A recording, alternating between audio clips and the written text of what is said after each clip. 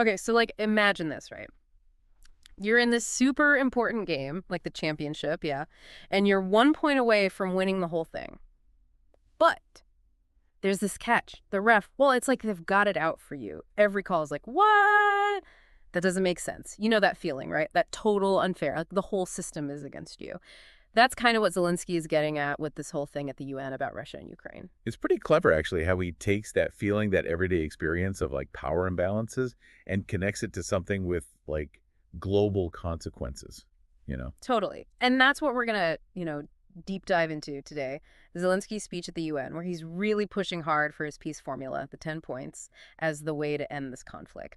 But it's bigger than just let's be friends, right? It's totally an analysis of like global power, those institutions that are supposed to be keeping things chill, keeping the peace, but clearly aren't really getting the job done. Okay, so let's break this down. Right away, Zelensky points out this huge difference in, like, actual size between Ukraine and Russia. It's not even close. He's like, Russia is already massive, more than 20 times larger, and still they want more. He even says it's insane, and honestly, when you put it that way... Right. It's like, come on. Yeah. It's a smart move, though, rhetorically. Like, he's using this whole David and Goliath thing to show just how ridiculous it is. A country as giant as Russia feeling threatened enough to take over a country a fraction of its size. But it's not even really about just land, is it?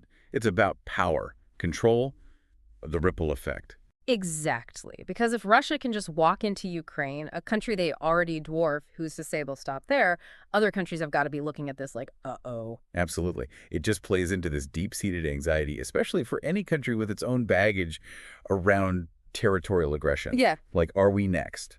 And Zelensky doesn't let up there. He goes on to call out the UN Security Council, like the group that's supposed to be stopping this kind of thing, No. And why aren't they effective? Well, because of Russia's veto power, which is, how do I put this?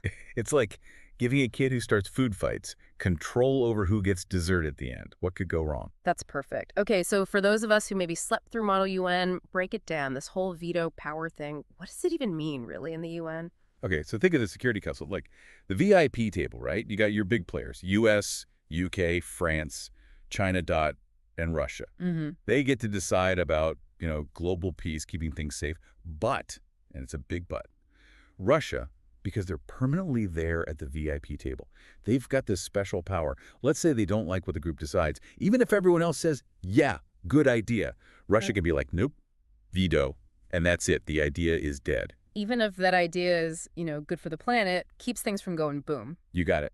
And that is Zelensky's whole issue. He's not just complaining to complain. He's saying this system, it's busted. It's like trying to have a soccer game where one player is also best buddies with the ref. How are you supposed to get a fair game, ever? So the whole point of the UN Security Council, it was made after World War II, like, hey, let's never do that again, but it's kind of failing big time here, huh? Well, right. It's like this system built for a different time, back when it was more obvious who the bad guy was. But today, it's so messy. And the UN, it's like this stage for countries to flex on each other instead of actually solving problems. It's like trying to use, I don't know, a rotary phone to send a text. Speaking of solutions, though, Zelensky's got his 10-point peace formula. But it's not just about ending the fighting right now, is it? This is like long game stuff, too. 100%. His peace formula is like the whole shebang. It covers nuclear stuff so no one gets vaporized, making sure people have food, even things people forget about, like what happens to prisoners. What about the environment after all this fighting? He gets that real peace.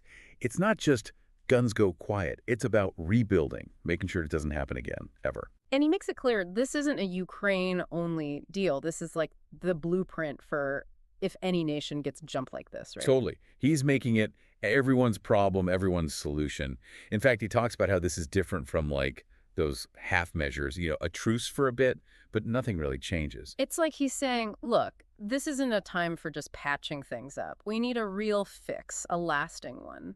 And he gets pretty real about it, too. Like, he calls out China, Brazil, right there on a world stage. He's saying, don't even try to go around this peace formula.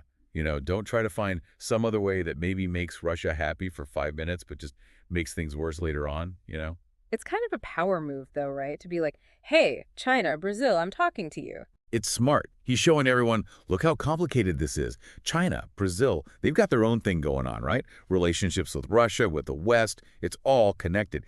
Zelensky is basically daring them to think bigger picture. Like, sure, maybe there's a short-term win if you play nice with Russia right now, But what about 10 years down the line? Isn't real peace more important? So it's not just about picking a team Russia, team not Russia. It's like understanding if one part of the world gets sick, it could end up affecting everybody. Exactly. And this is where it gets really interesting for all of us listening. Because could this actually work, this peace formula? Can it really bulldoze through all the politics and power games? Is Zelensky being, I don't know, a little too hopeful? Or is this actually our best shot at things ever going back to normal? Those are some big questions. So to kind of bring it all home, Zelensky is drawing a line. He's saying peace, real lasting peace, that's the goal. And it's got to be based on his plan. No more half-stepping, no more just trying to make the bully happy. It's bold, that's for sure, whether it works. Well, guess only time will tell. Makes you